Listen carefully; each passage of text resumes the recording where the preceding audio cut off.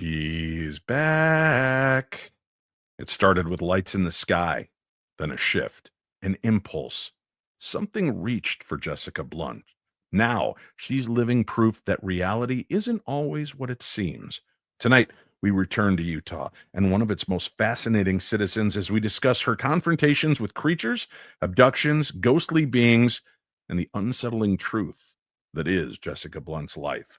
We do that here next, where the starry sky meets the endless road and something crawls from the darkness of a moonlit lake. A creature calls, shatters the silence of the night, and an unexplainable shadow just moved behind you, my darklings. This must be the Paranormal 60. I'm not gonna stand here and listen to this baloney. You won't float. He doesn't stand for baloney.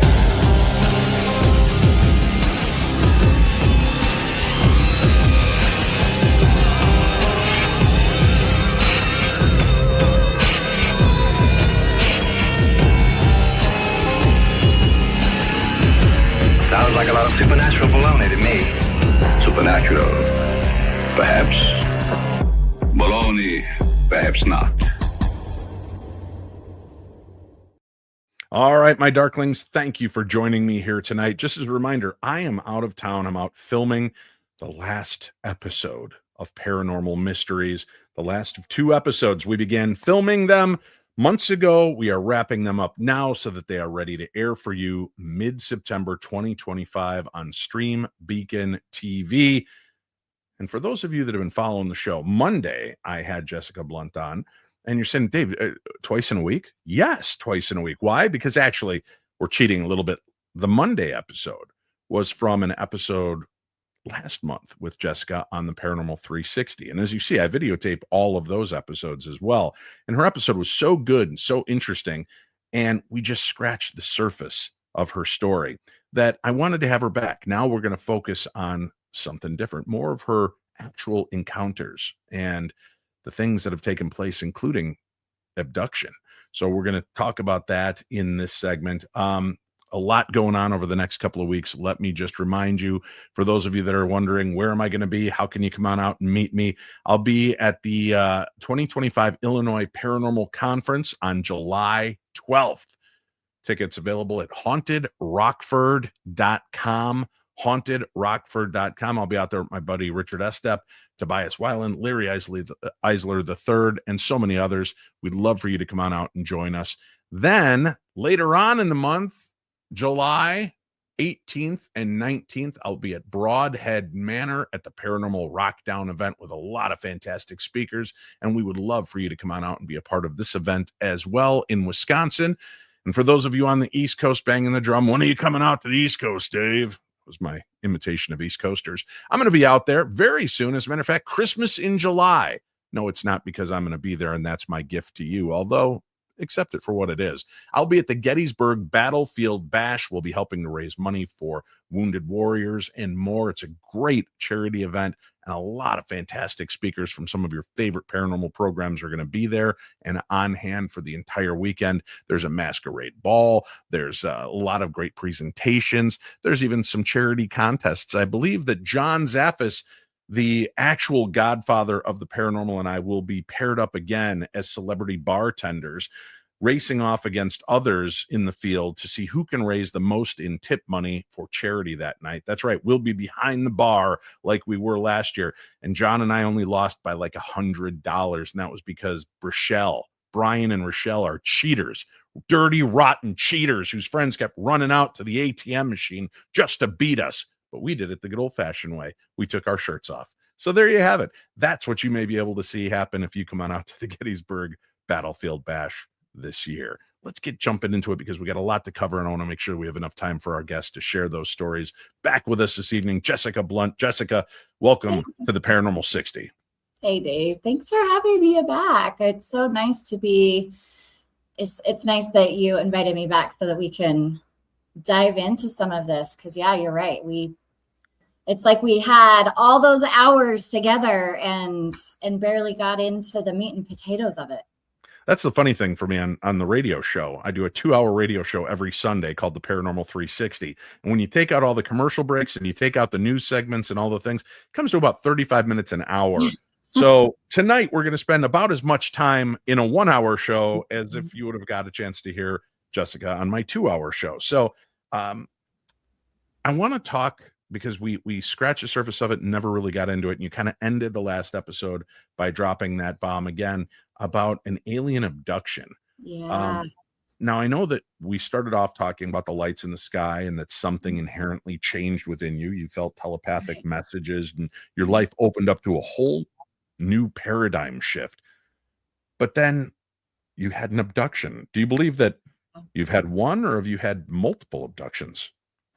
That's a really great question, because it makes me wonder now, going back and looking at some of the experiences that I have had leading up to the one that I recall,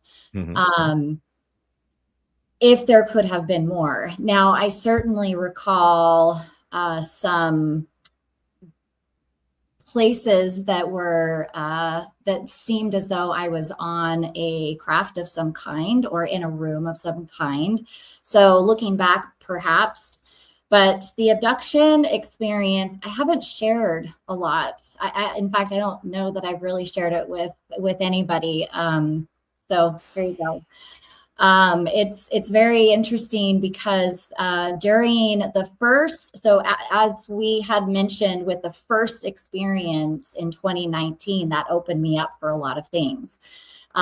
So for many years, I was seeing these lights, and I was seeing these objects in the daytime, and I didn't really take a lot of stock at nighttime. But I had a device, right, in our home. So Dr. Jim Segala built this this device that was in our home for 3 years. So in about 2022,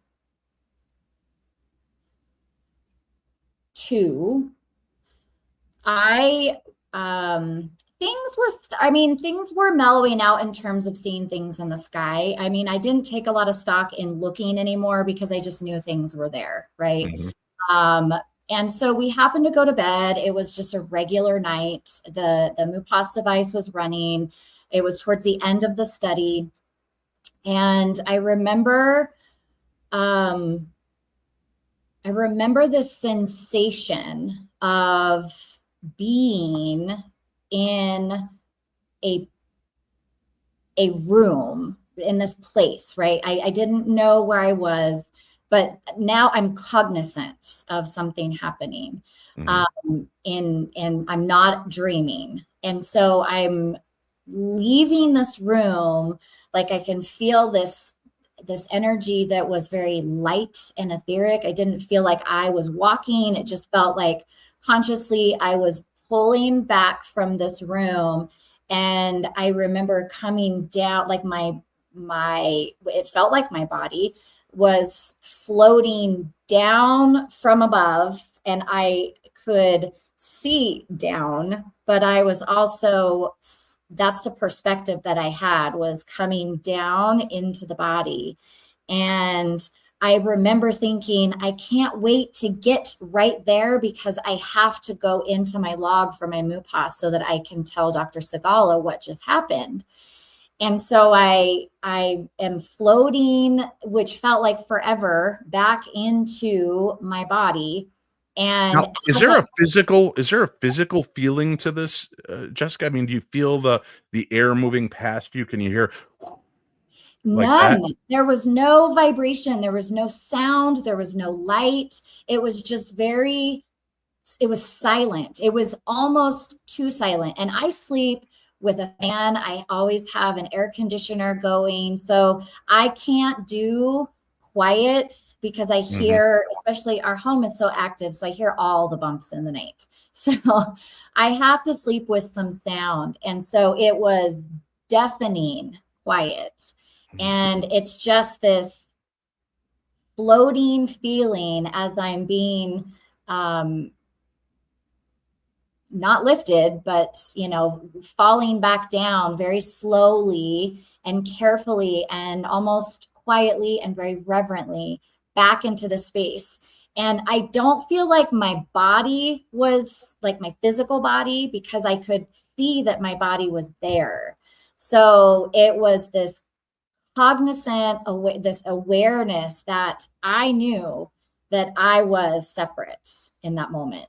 Whether Now, are you passing through the roof of your house, through the floorboards? Are you seeing any of that?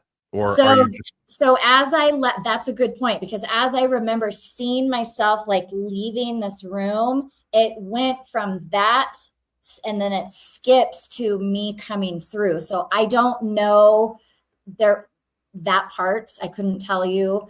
But coming down, I got back into my body, and I jolted awake, and I could feel my body again. I could feel temperature. I could hear sound. I could hear my fan. I could taste. I could have all these sensations.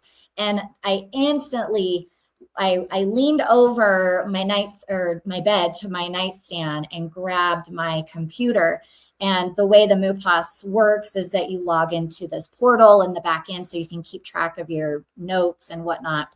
So I go in, I put in my notes, and I said, I swear to you, this is going to sound so insane. This is going to sound so crazy.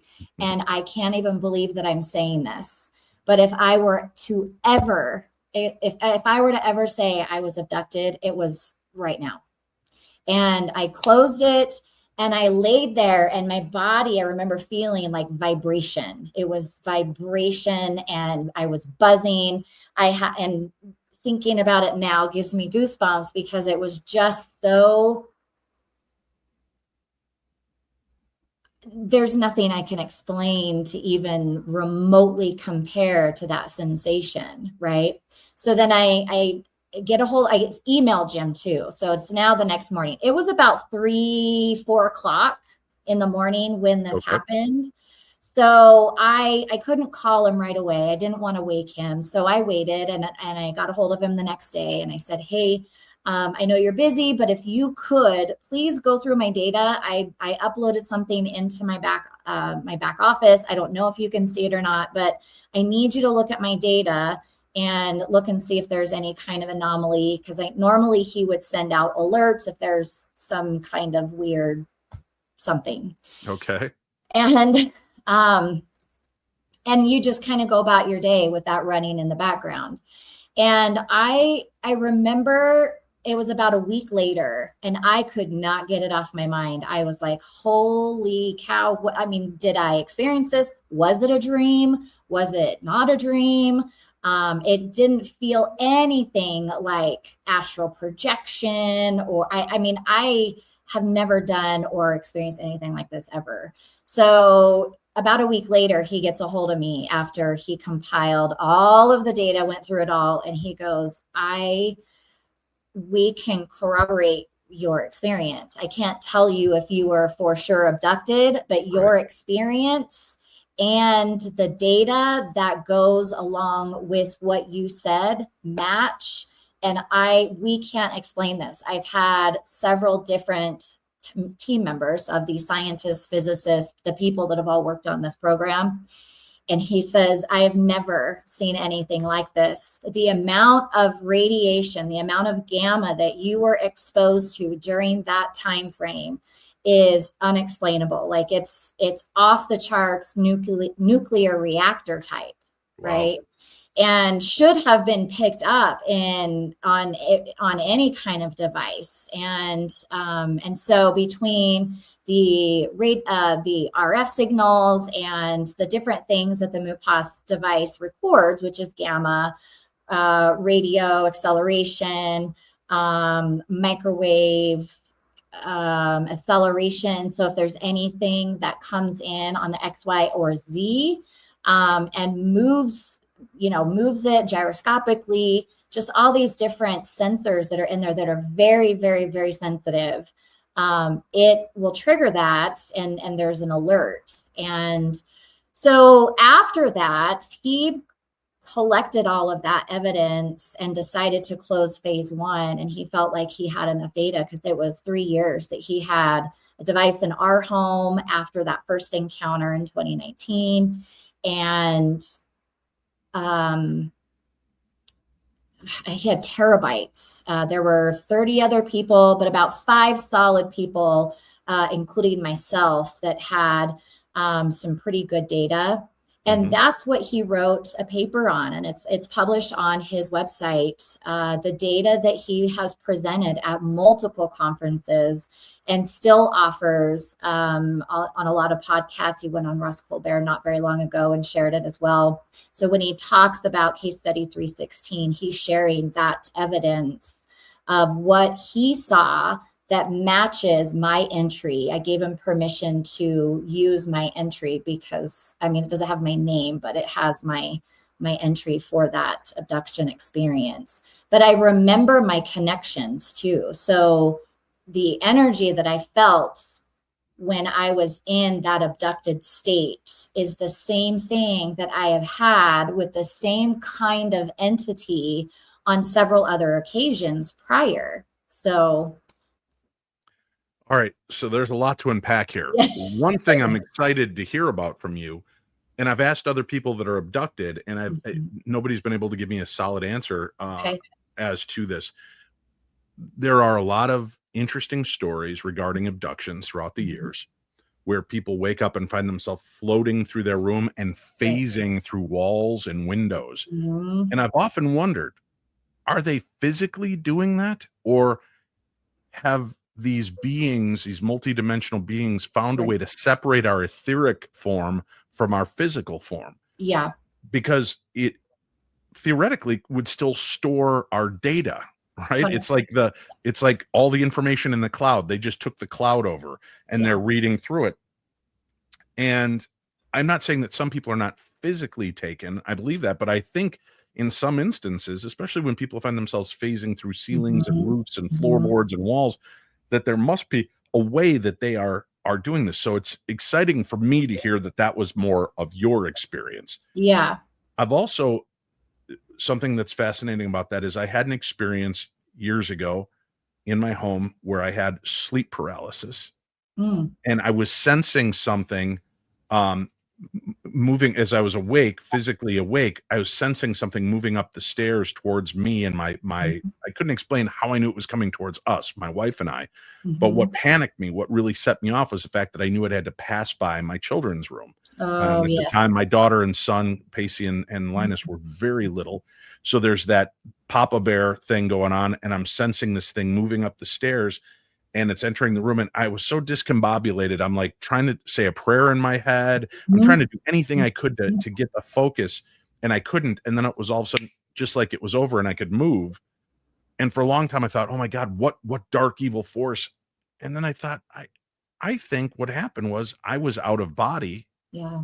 And my physical form woke up just a little bit before my body entered, or my ethereal form entered again. That's why I had no full control over my body. We were not a unit again. Right.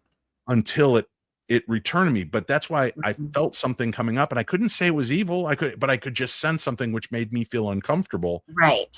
Because of what my worry and concern was more for my children. Kids. So it's weird to think that there is something to this. And I've tried to talk to other people that have had sleep paralysis. Yeah. To see if when they have that moment, they sense things coming near them. Yeah. Or standing over them, could it be our own soul self, our own shadow self, trying to come back to who we are, our physical forms? Right. So I think there's a lot, and that's why I love talking with you about this. There's a lot of layered possibilities towards what's taking place. And it's so easy because it's an uncomfortable thing to throw it out there as though it's something dark and malevolent, when in fact it's probably more along the lines of something just natural that we're not sure how to make sense of quite yet. Right. Well, and it can be, I mean, you go back to the term that, you know, you're taught as a child about ghosts, and that ghosts are terrible things. And, you know, that's what we are, is a ghost right terrible now. Things. I agree. So we're just kind of being controlled by our inner ghost until we no longer will. And then we will be the ghost. There's nothing, I personally don't feel that there's anything that I have connected with, even in this context, that is, it's definitely startling. And you're trying to process it in our slow brain, But in that etheric state where we know everything and we have all the knowledge of all things, and that, like what I had talked to you before about the quantum space where everything exists all at once. We know everything about everything. It's just tapping into that frequency so that we can learn that a little bit more. So I definitely think that when I was in that particular state, and I agree with you, some people have been physically removed from a scenario, but I felt, because I could come back down, I felt my spiritual self and my higher self, or that consciousness self, that I connected with those beings to, as the messenger, as I've referred to, that came back to the home that houses that body. And so that's why I felt that jolt. Yeah. Let me ask you now, the word abduction, when you say abducted, abduction, it's against your will. It's, that's the thought that comes to mind. And many experiencers, and I call them now experiencers as opposed to abductees, because many experiencers soften. Yeah. When they first start having these experiences, I was abducted. I was taken. Now many of them are like, oh no, these are my friends. I'm going with them willingly. To me, that sounds like a form of Stockholm syndrome, where you start to feel connected somehow to your abductors. But I don't want to dismiss the fact that no, once you get past the shock and awe of what's going on and you start learning, you realize they were never a threat, that there is some testing going on. There were things that were going on. But in your instance, when you have this happen and now you become more aware and awake, do you feel that there's malevolence or a benevolence behind these abductions? It's so interesting because sometimes it can feel both, but also it feels like there's no real, like the emotion that we connect to it is what we are taught when we come to this earth.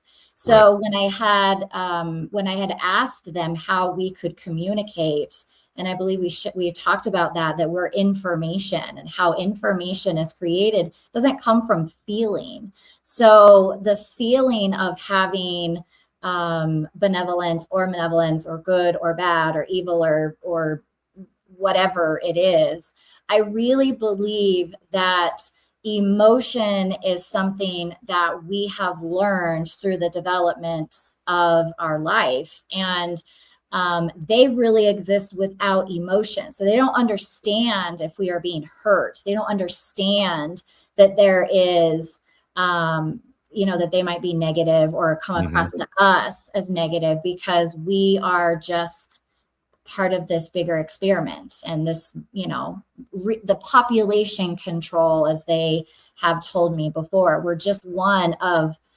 billions of places that can be visited. And when they come, it is they're observing how the species is going, and are we imploding, or are we, moving as we are intended by way of their intervention. And there are other messengers. There are other people that have had experiences with them that are aware of the different things that they want us to be doing. But most people are so afraid to come forward and to say that these beings do exist. These beings will, help us and help us evolve, but they will only get us so far before we start, we got to take over at some point and take accountability for the things that we're doing. Well, let's do this. Let's take a very quick break. We'll come back. We'll continue our discussion and talk about these alien races. Has Jessica physically seen the beings? What other strange encounters has she had? And we'll discuss that when we return right here to the very best in paranormal talk radio. I'm Dave Schrader. This is my Paranormal 60. How are you, Darklings? This is Mark Lanou, innovator, musician, world traveler, and no stranger to the paranormal.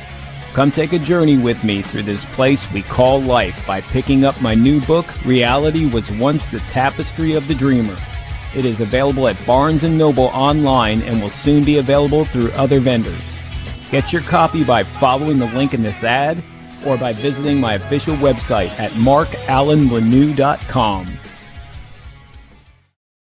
Now, during the Halloween season, the veil between the worlds gets thinner and the chills get real. Oh, so very real. Something is waiting in the dark, and it's calling your name. So answer the call this Halloween season for the Paranormal 60 presents Halloween Haunts and Hijinks, October 9th through the 12th, for a supernatural weekend you'll never forget. It's being held at the historic haunted Palmer House Hotel in Sauk Center, Minnesota. Join Dave Schrader from the Holzer Files, Ghosts of Devil's Perch, and the host of the Paranormal 60 podcast. He's teaming up with Dalen Spratt from Ghost Brothers and Phantom Forensics. And we have heart-centered, intuitive Diet Renee for a weekend packed with spine-tingling experiences. You'll have 2 nights of live investigations and paranormal experiments, interactive workshops, gallery readings, and meet and greets, live presentations with experts themselves. This isn't just an event, it's a doorway to the unknown. So you have to ask yourself, do you dare cross it? Now, tickets are limited, so please book your Halloween Haunts and Hijinks adventure now at darknessevents.com. Again, that is darknessevents.com. The mistress of the night, Jessica Blunt, is here with us, and we are talking all kinds of weird stuff. I do want to point out your first experience, what was in 2019, was in daylight, right? It was broad daylight when you saw these lights in the sky. Here was an evening event. What had happened to you between 2019 and that event was so impactful that science actually wanted to study you and study your home, study these things and see if they could corroborate these experiences, and they have been able to. So it's fascinating information. Again, we have a link for Jessica on today's program guide, so you can check out her website, jessicablunt.com, and keep up with what she's doing, the work she's doing. And she is working on a book about her abduction that she'll go much more in depth in than we're going to cover tonight. Jessica, since this one was kind of a dodgy memory of having been there, but you feel like there are now flashes in your memories of other times like this, do you ever recall physically seeing these beings? Oh, yes. So I have had a few different times where I have been in like meditation stage. I've been at a very well-studied piece of land here in the Uinta Basin that we've talked about before.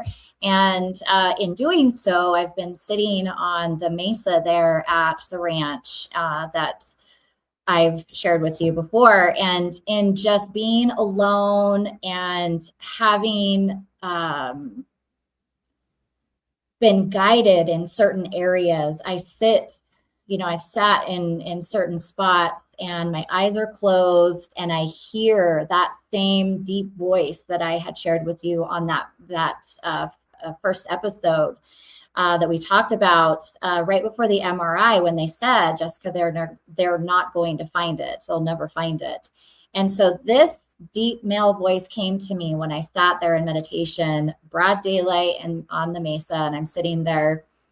And as my eyes are closed, I can feel this sensation of something that is opening up within me. And this is really when I'm starting to feel that channeling that's coming through. And I remember saying, what do you want? And he says, well, what do you want?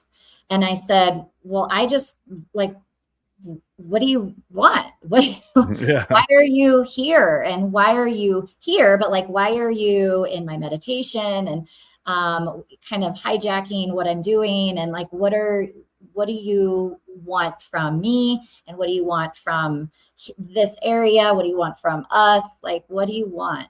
And I remember him getting in my face. So this is like when I'm really first seeing, and I see these big black eyes, and they just take over most of my vision. And they're this close in my face. And I see all of this eye and most of this eye just right in my face.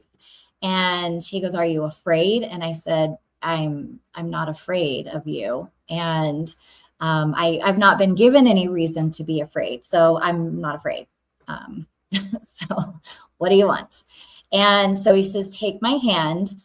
And I remember my arm, I physically felt as I'm sitting in kind of that lotus crushed, crisscross applesauce seating. And I could feel my arm lifting up. And my eyes are still closed, but I can see that I am now sitting in front of a desk, or sorry. So there's a desk in front of me. He goes, take my hand. I'm going to take you somewhere. So my arm is up like this, and it's just dangling up, like, up in the sky. And I can see that he is, and I say he because it felt very, obviously the deep male voice, it made me feel like it was a man or a male entity.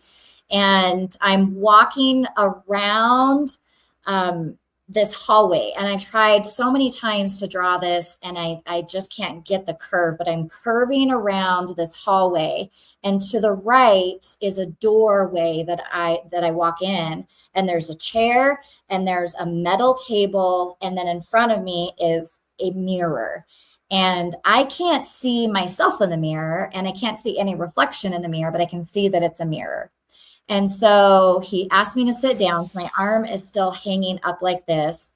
And I can see at my peripheral that on either side that there are beings that are standing next to me. So I can't turn my head and I can't look, but I can see from either side that they are standing there. So as my arm is still up, and mind you, for probably close to an hour, I'm up like this, and he's in my face again. He leans down around into my face, and he says, we have chosen you, and we've told you this before.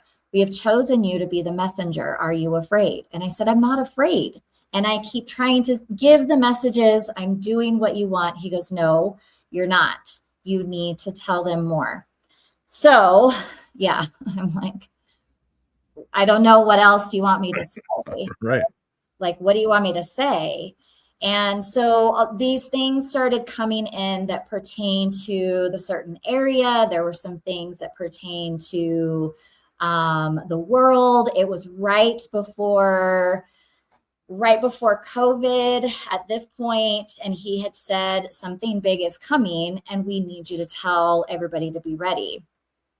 So I tried. I told everybody, I said, something's coming that's going to shut down our world.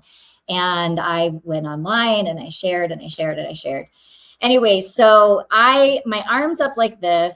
And after so long, I can feel, and I wrote down a lot of the notes that I remember. And he says, we have chosen you and we need you to keep moving forward. Just keep going and trust us. And I'm like, trusting away. So then he says, I'm going to give you your hand back. And at that point, I was not led out of the room at all. He just told me, I'm going to let you have your hand back. So be careful. So my hand starts to come down very slowly and I can feel it. And his other hand, so he had a hand here standing behind me, a hand on my shoulder, and then the other hand was up here. So it was as though he was standing behind me with a hand on the shoulder, and then he took my hand in his hand. And then as my arm came back down into my lap, I became aware. I looked around, I, took some breaths, and then I had a burn on my shoulder. It was a radiation burn. And that was, it was right after I went and showed everybody. And I showed Dr. Segala, I said, I was just in a meditative state with this entity, with this being, and this is what the result was. So, wow, that's a lot to absorb for a human being, right? To you, even if you're picked to be the messenger, it feels very ominous. I mean, here's, why me? Why Jessica Blunt? Why would this happen? And they're passing these messages on, but they're also physically affecting you.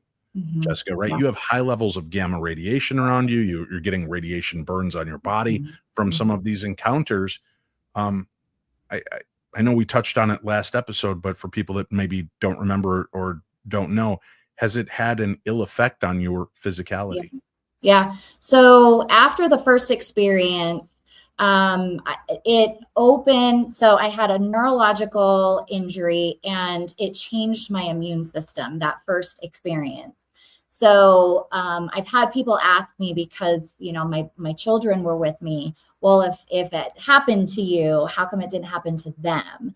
And it's because as a 7 and 9-year-old and you're trying to explain something clear in the sky for them to look at in a blue sky that is already, it's hard to see things anyway because it's already clear. So they're looking at planes, they're trying to see it, but they didn't see what I saw. They didn't lock eyes with what I saw and go through what I did. So because of that neurological injury and because of the fact that it changed my immune system, of which I was put through a lot of tests with different world-renowned immunologists for years and years and years, of which they said, we know that there's something there. We don't know what that is, though. Like, what caused that? So these things have caused a permanent injury within me. And I believe that the way that neurological injury was created is because it opened every cell up within me to receive all. It's like I was pinged.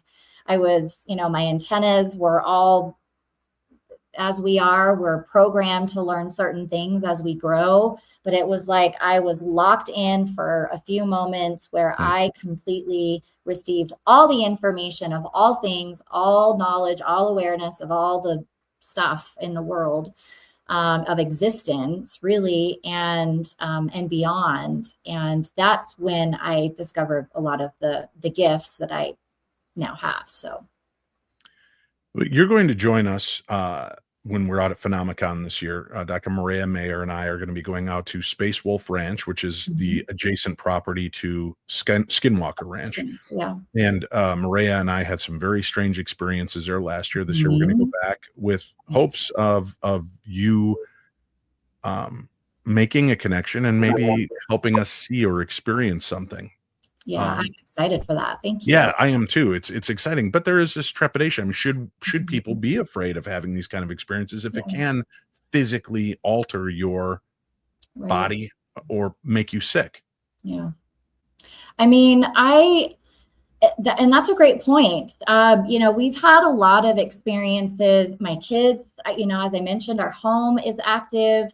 And just because those things have happened, my kids haven't been injured. I've been very, very clear, and my husband, I've been very, very clear about when this channel is open. I have said, whatever you're doing with me, I do not give you permission to cross that boundary to do for them or with them or whatever has impacted me. And so they know, they are very aware that my kids and my family and my husband, they're not as open. So, we go back to, and when this all first started at the end of 2018, which I was guided out. I was driving home from work one day and I was led somehow. I became aware that I took a different way to from work to home, and I ended up near Skinwalker Ranch.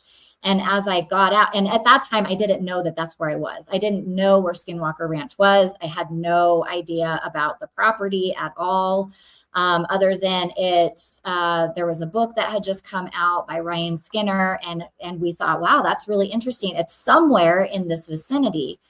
I'd realized that I was led into this certain area, and it started to become familiar, but I didn't know why. And I got out, and that is about the time that I realized that I was standing on this property and looking around going, there is something different about, why am I here? How am I here? What brought me here? And I said, I don't know what's going on. I don't know how this happened. I don't recall making the decision to go this way versus this way. But whatever reason I'm here, I felt very connected to the land, and I felt very connected to some higher thing, right?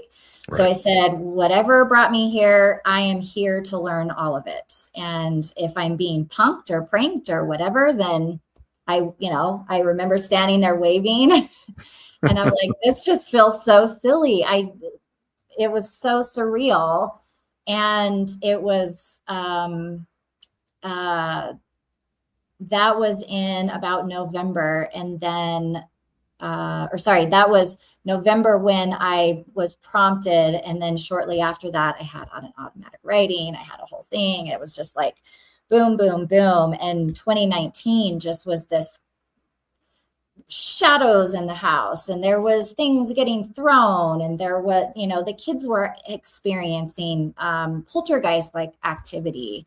I mean, well, let's dive into that next. We've talked about the alien. Let's talk about some of the ghostly and creature encounters that you've had, because one thing that I'm curious about, and I don't know that you'll have the answer, but we'll leave people dangling with this. Is it possible that what we think are ghosts, the things that go bump in the night, are not in fact disembodied humans, but they are multidimensional beings that are sharing our space at that moment and leaving behind evidence by banging into things, knocking things over, being there? Do you believe that we are being haunted by human spirits, or do you believe that it is something else? We'll talk about that with Jessica Blunt when we return right here to the Paranormal 60. A vampire in Rhode Island? A UFO crash in Connecticut? A flying moose in Maine? A haunted bridge that calls your name? New England is weird. Really weird. Wicked Strange by Jeff Belanger and Frank Grace is your ticket to the bizarre. Ghosts, monsters, urban legends, and roadside oddities you won't believe until you see them. So pre-order now on Amazon. It drops September 2nd. Assuming the Black Dog of West Peak doesn't get you first. Let's get strange. Wicked Strange. Pre-order your copy now on Amazon. Welcome back to the Paranormal 60. I'm Dave Schrader, your host on this journey into the strange and unusual. My guest this evening, Jessica Blunt.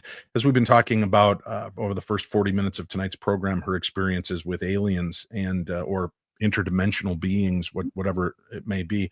My question I posed just before the break was, do you believe that we are truly encountering human spirits? Like Dave dies, out pops his soul, and that's who we're encountering? Or do you think we're transposing that because it might make it a little bit easier for us to accept that that's what's moving around our house as opposed to interdimensional beings, aliens, things of that ilk?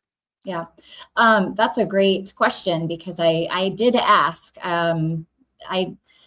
As an academic person, I want to know. I don't want to make inferences. So I ask anytime I can have that autonomy to have question and answer sessions with these entities. And the way that it was expressed to me was that we are created with energy. We are created in utero with energy, and our energy is this cellular thing that starts to divide and all the things that go on during, pregnancy. But it is the information that once your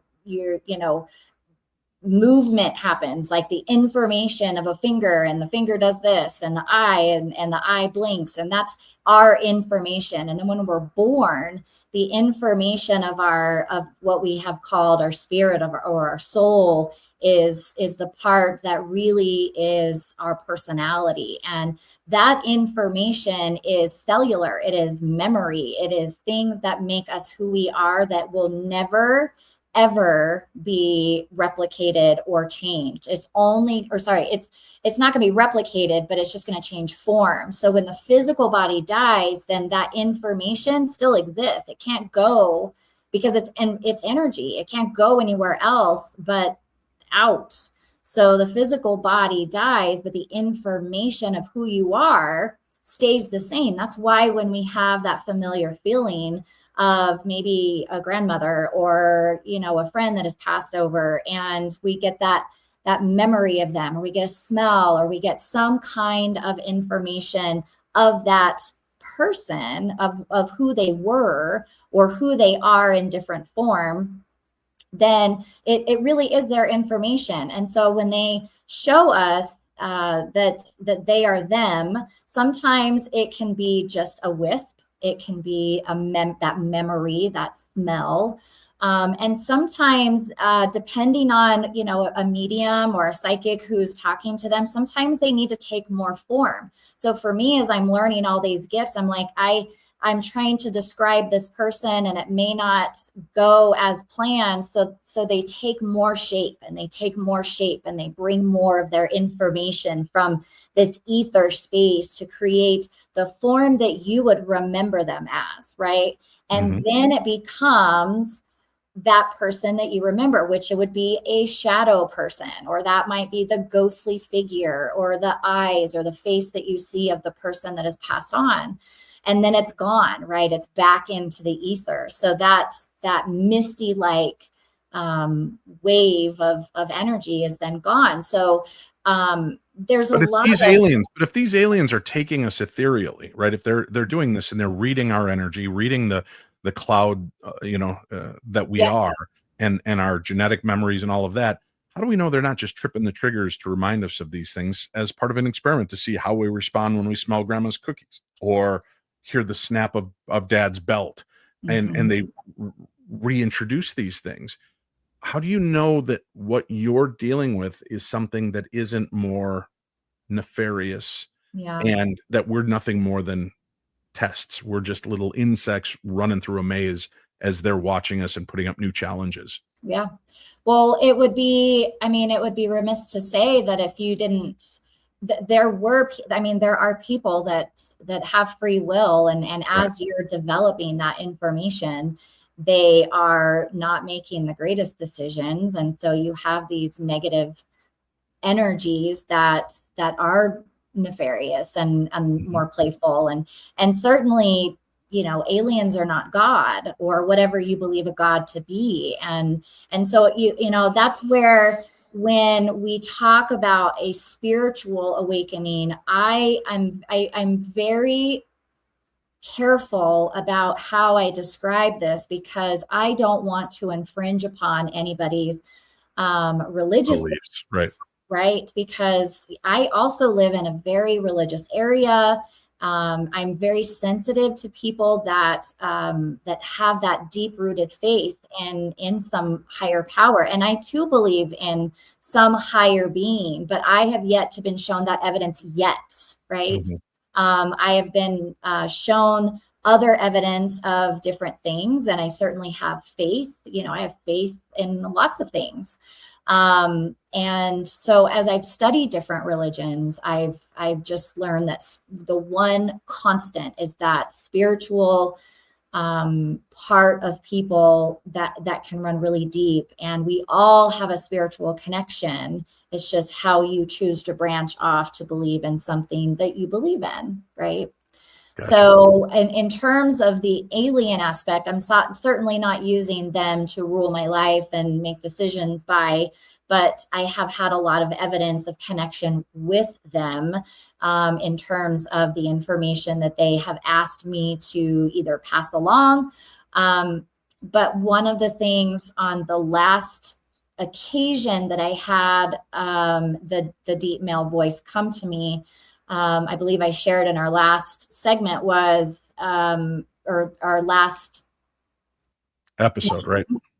Yes, is that I was on a treadmill and I was just walking normally, and I had, heard, "Can you still hear me?" And I kind of flipped off the headphones and turned and looked and thought somebody was behind me, because it's so loud. It is so startling. And it's not very often that I hear this individual. So when, that I can recall 4 times in all these years. So it's not common.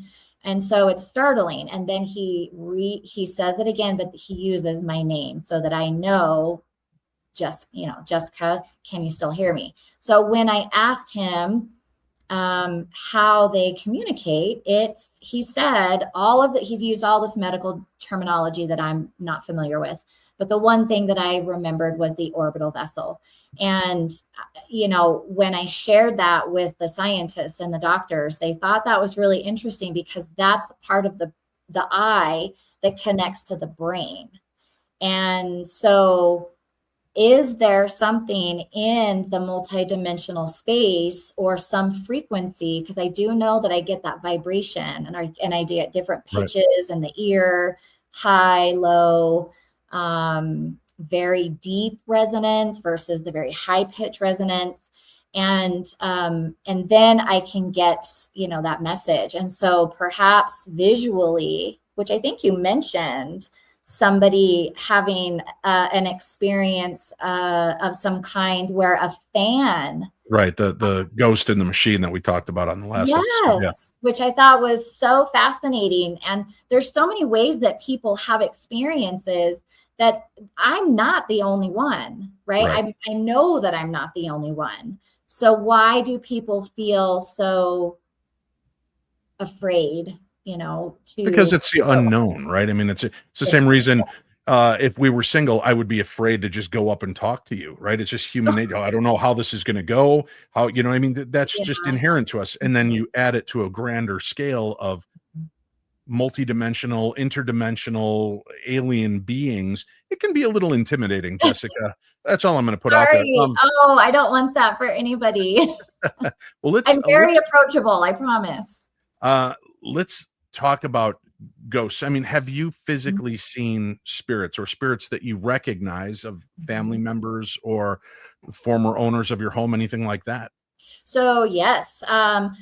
So one of the things that makes me mad about spirits, and this is the one that I'm still trying to figure out, and I think I have a little bit of an answer for it, but both of my parents have passed away. And it's frustrating for me when I want to call for them and to come to me, and I want to see them, I want to be comforted by them and their visual and everything that I know about them. But it was shortly after my parents had passed, I did have like an EVP experience with both of them where they came through audibly through a car stereo or a speaker system. And I remember my mom's voice, and the first time that I had heard that was shocking. But it was like she was confused. And I remember sobbing and saying, Mom, I just want to hear your voice. And suddenly the static on my car gets really, and I'm, what is going on? And I'm kind of sniffling the snots and I hear what I thought was her. And I said, Mom, and she goes, Jess, it was so weird. I said, are you okay? Like, what are you doing? And she goes, yeah. And then that was it. It was, and it gives me goosebumps, but I've never been able to physically with my eyes see them. But yes, I do see spirits. I remember moving into our home 20 years ago before even all of this occurred.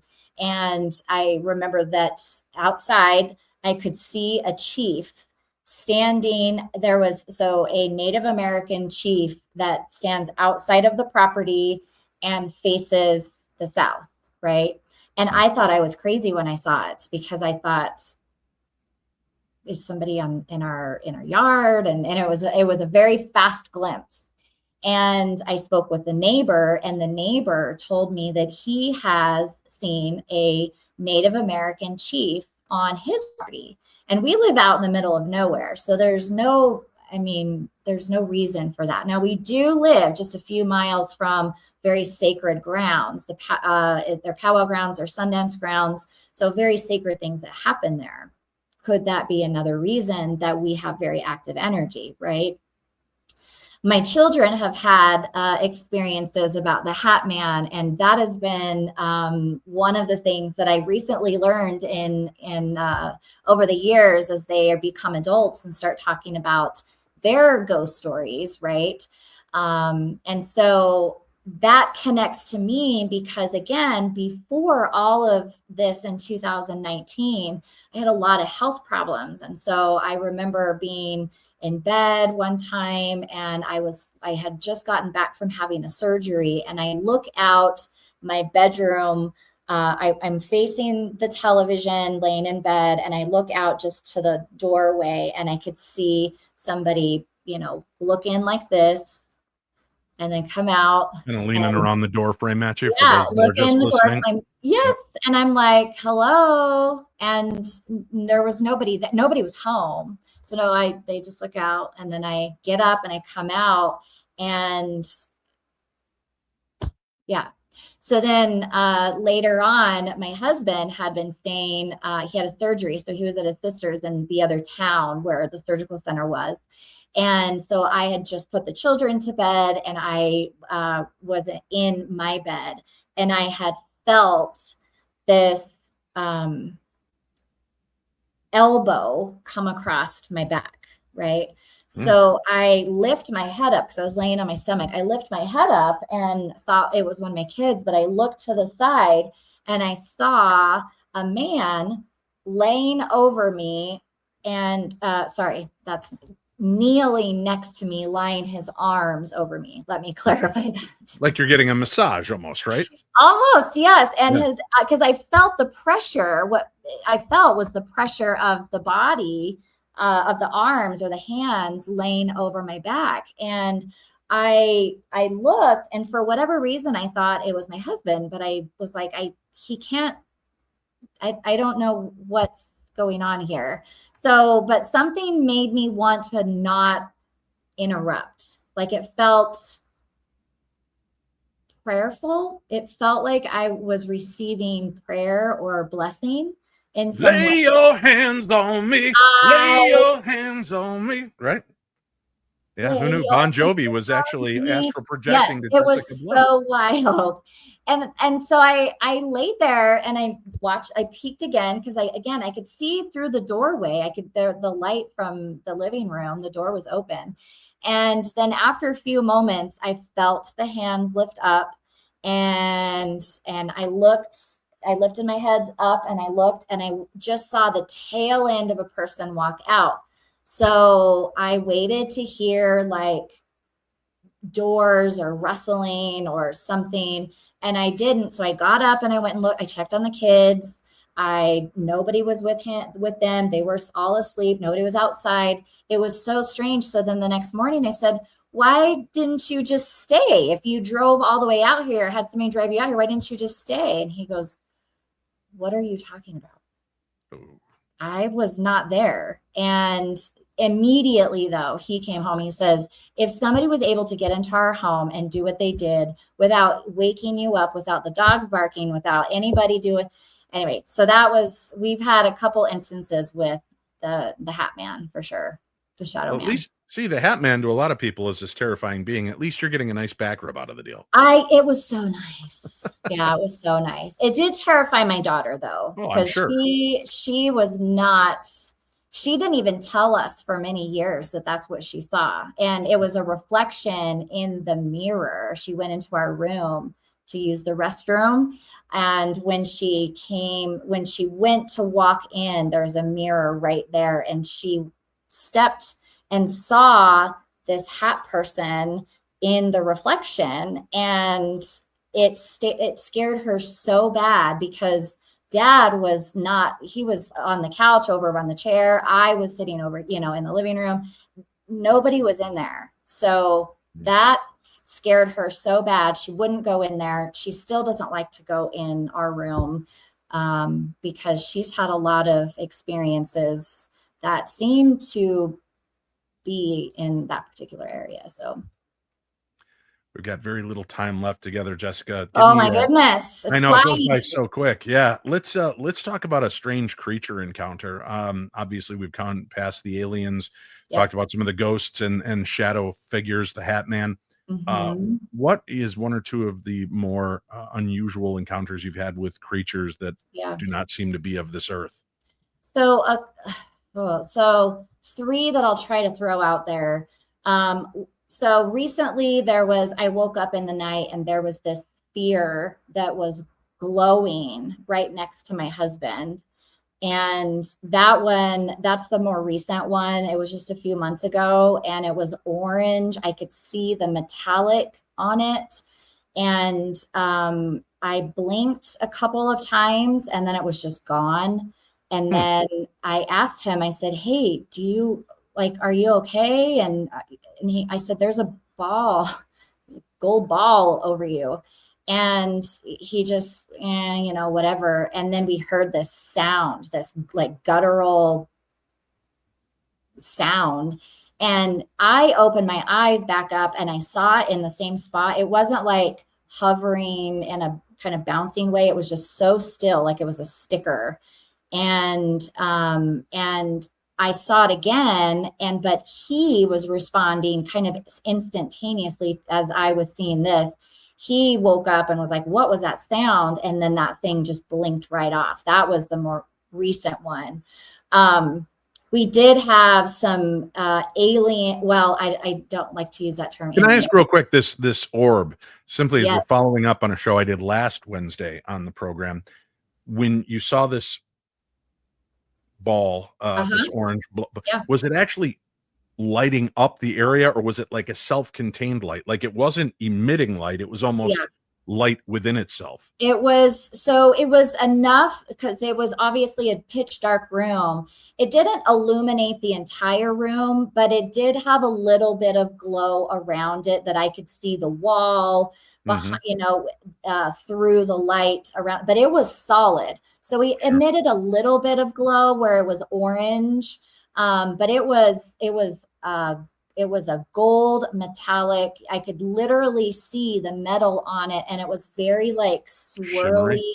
Yeah, it was solid, and that's why I was worried that like it was gonna fall on him because it wasn't moving. It was just stationary, and there was no sound, but I felt the vibration of it. It was so odd. And he did develop a very strange rash after that the doctors can't explain. They said, you must be reacting to something in your environment because we didn't change anything, nothing at all.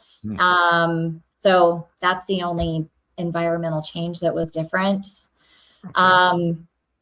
We did have a, so in 2019, I was sitting at my computer doing some work and I got up to go get a drink and I came right back, and on my paper was this goop. And I don't know where it came from, but it was because I was only gone for, I don't know, less than a minute. And so when I came back in, this glob that was on my paper was, I recorded it and I like went to touch it because I'm like, this was not here. This is not snot. It kind of had that look like, that consistency, of mucus. But when I touched it, it was oily, and it was not sticky. It didn't have any kind of stick to it. It was this, it was just oil. It was oil texture, but it had the goop of mucus, but texture of this oil. Jessica, so if I may, shame on all of you. Stop. Get your minds out of the gutter. Stop it. That's not what she's talking about. No, It's sorry. I obviously wasn't even ectoplasm. going there. I'm so sorry. Oh my gosh. Yes, I was in the room by myself, I should add, and I was doing college work. It was very innocent. And I actually still even have the paper because I'm like, maybe somebody will ever want to like look into that square of. Yes, I know people that will test that for you. As a matter of fact, Hopefully let's talk off there. It can still be tested. But yeah, it's just been sitting in a little notebook that's been tucked away. But And then shortly after that, within a couple of days, my Ring camera had captured something outside of our house that had what looks like one eye, but it's moving around on the grass erratically, just like, and it maybe was about 2.5 feet tall, almost like I couldn't even tell you if it's not like insect-like. It wasn't, I don't know. I'll have to send it to you.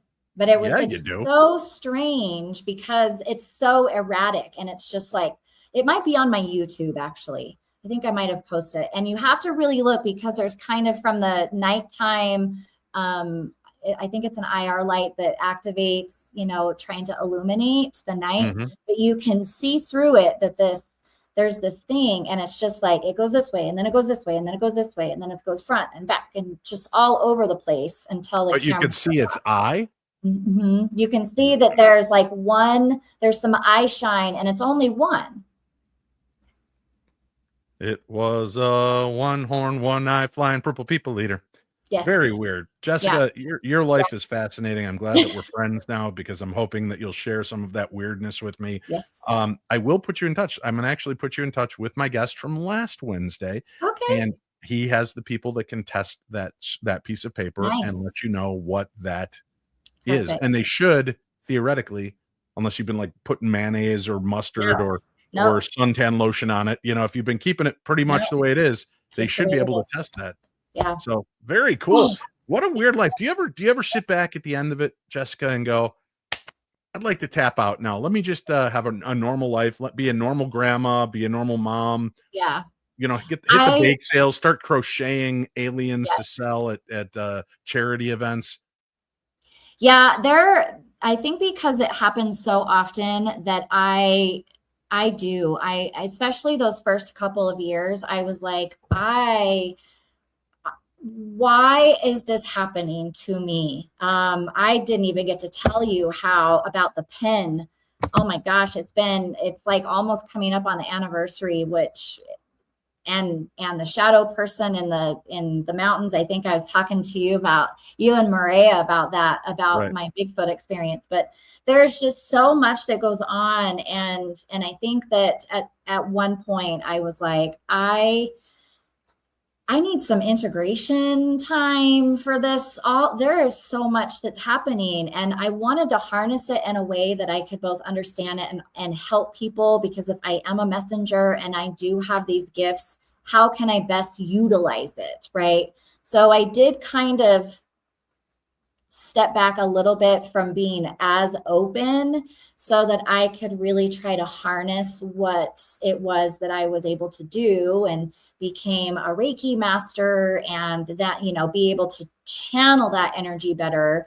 I learned about quantum light and the different symbols that help activate a lot of those things. And just, the different people that I've been able to help both in person and remotely have been, miraculous, a lot of things. And I don't like to take credit for those things. I never want to ever come across as showboating or bragging about stuff, but it's an experience that I can't explain. You just have to experience it for yourself.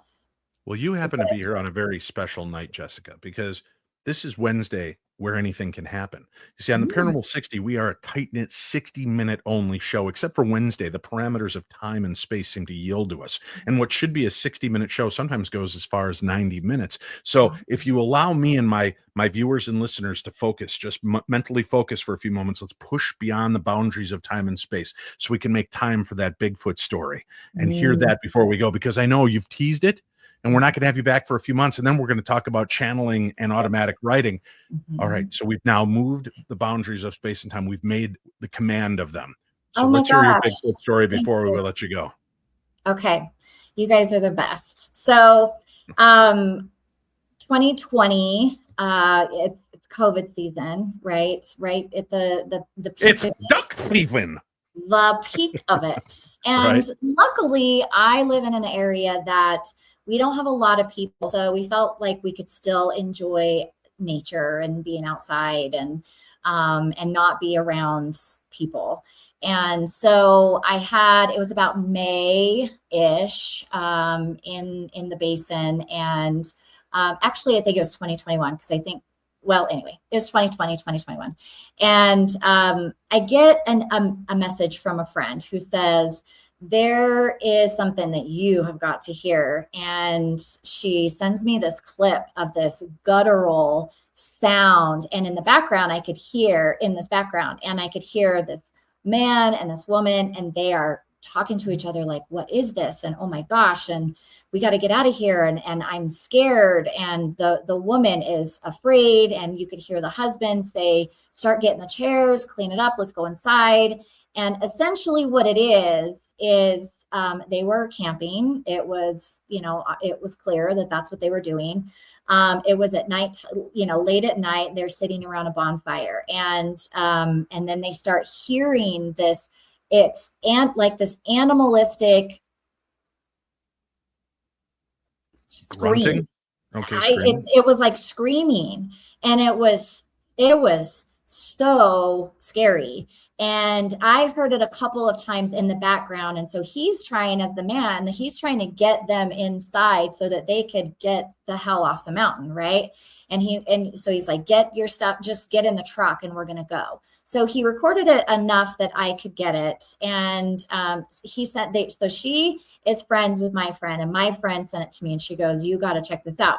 So what do? Grab my trusty tri-field, and I grab my recorder, and I'm like, I got you. I'm going to go check it out. So the next day I head up into this area, and I go in, it was a fairly beautiful day. I mean, it was, late morning, about noon. And I get up there, nobody's there. And, we still have to make sure that be careful of the snowdrift still at that time of year. So really not a lot of people are going up at that time. So I'm watching how I'm getting up there. I'm noticing that there's not a lot of traffic. I don't know the exact location of where they camped, but I know the vicinity, right?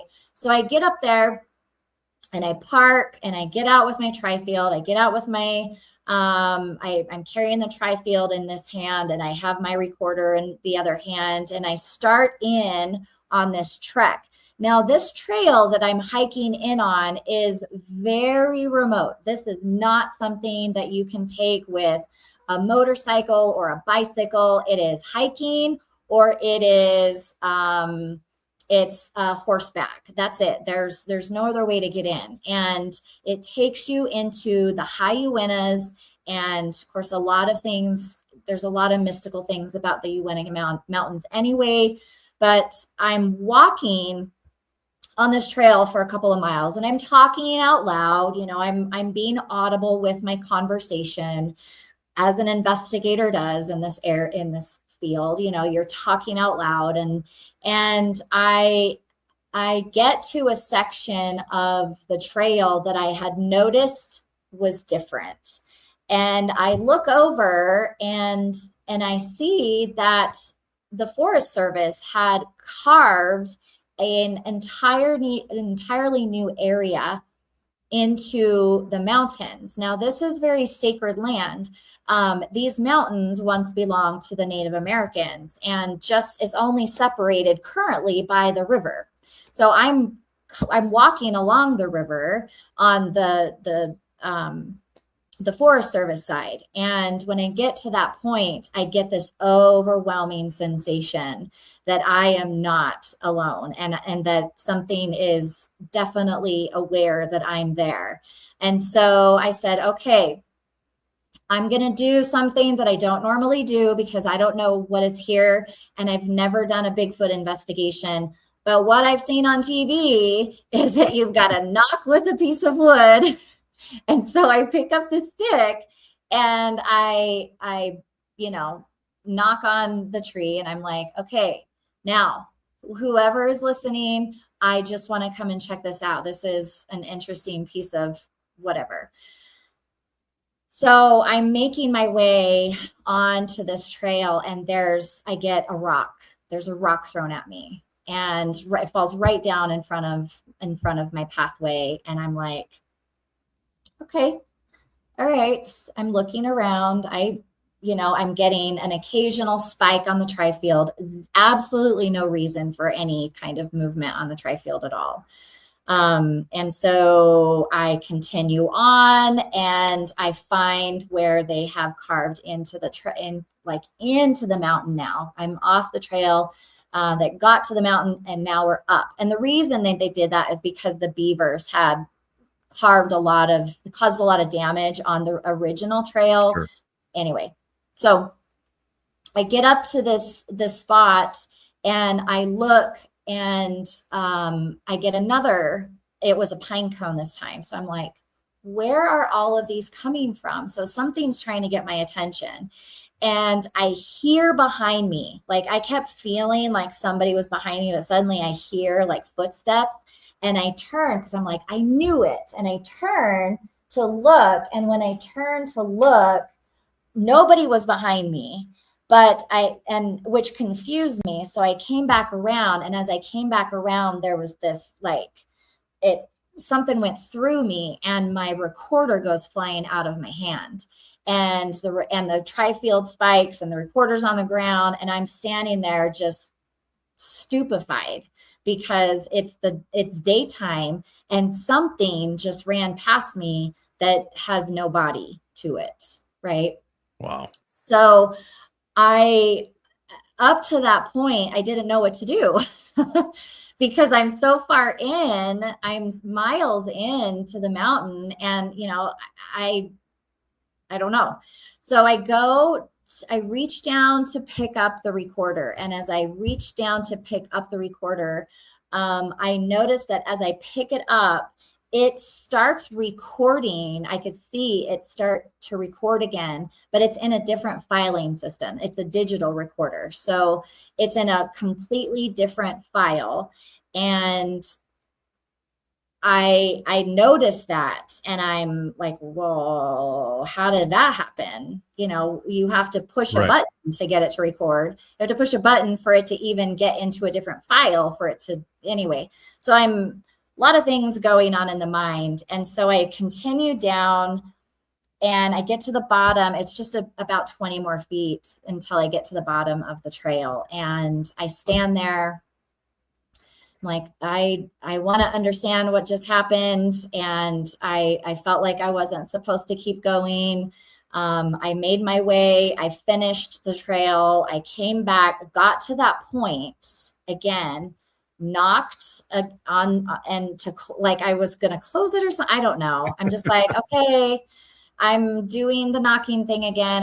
Whatever was here, I want you to know I'm leaving, and I don't want any resentment. I feel like you're just upset because they made this trail. I'm trying to make peace. I get up just about 20 feet, and I had another rock, and I'm like, okay, again with the rock. I look, and as I do, I scan over, and I see this huge shadow standing down in the trees. And I'm like, I knew it. And I saw it see me, but it was just solid black. And then it took 4 steps. It was 1, 2, 3, and then it disappeared behind a tree, a very small tree at that. And then it was gone. And I was like, at first I thought it was a person. So I just was like waiting for it to come out, but it didn't ever come out. So after a few minutes, I'm like, okay, I'm going to see if I can catch it. Maybe you couldn't hear anything. There was no sound. There was no branches breaking. It was nothing. There was no sound at all. So I rushed to the other end to see if I can cut off whatever was there. And then I run the rest of the miles back to the parking lot. And there was no other footsteps. There was no other cars. You can only see my car trails coming in. You could only see my feet in the mud and in the snow. And I captured a footprint that looked like it was, and I think I sent you the picture, but it was, I wear a size 9 and it was probably 5 or 6 more inches bigger than my foot in my shoe. So I get into my car to listen to the recorder because I'm like, I want to hear what happened from when it stopped to when it started again. And so you hear, like, I can hear me responding to the rocks and normal conversation. And then it just ends. And then the file that you hear in the new file sounds like another dimension. I am telling you, it is the craziest thing, because as soon as I pick it up, you can hear like this metallic-y, gargly, like I'm in another, like I'm in a portal, and it's grr, grr, grr, and there's words, and it's machine-like, and you can hear talking. And at first I was like, oh, it's me. But it's not me, because a few seconds go by and you could hear me go, like, replaying what just happened. And it's hard to hear. It's hard to hear me. And because of this sound, this like portal sound, this tunnel. But you've used the recorder since. It wasn't broken. It wasn't malfunctioning. No. And that's the funny thing, is that you can hear lots of recordings that have occurred after that on that device, and they are just fine. Just fine. Cool. Just fine. So I've never had another experience. Now, because every time I go to that particular trail, I always stop at that spot, and I always leave I leave either like a tobacco offering, or I say a blessing and just say, hey, I'm here. I don't want any injury. Please make sure that nobody is injured on this trail. Right. I'm sorry if you were unhappy that they did this, and there hasn't been any other issues that have been reported since, but that would be my one big, like, Bigfoot story that I will never in my life ever forget the image. It was like 2:00 in the afternoon. So it was clear as day, literally, but that shadow was black as night. That's amazing. Jessica Blunt, our guest. Jessica, thank you so much for being here with me this evening and spending some time. Thank you. Thank you. Fascinating stories, fascinating experiences. We live in a life and a world that is filled with so many things. We just have to take the moment to stop and pay attention to them. What if monsters are real, but we've just forgotten how to see them? What if alien abductions aren't just stories spun around a campfire to chill you to the bone, but reality-defying truth? And maybe, just maybe, the dead have never left. They've just been waiting for someone like Jessica to hear them. Tonight, we didn't just hear tales of high strangeness. We stepped into them. Jessica Blunt's world isn't fiction. It's a mirror image into a world we have forgotten we were all once a part of, where magic and mystery were part of everyday life. So as you ponder these questions, I pray that the darkness of this world is just a little brighter with the information that we share here, in a realm I have created just for you, my darklings. You can return now to the safety of your world, but just remember, I'm never far away, and neither is your safe haven in the supernatural, the Paranormal 60.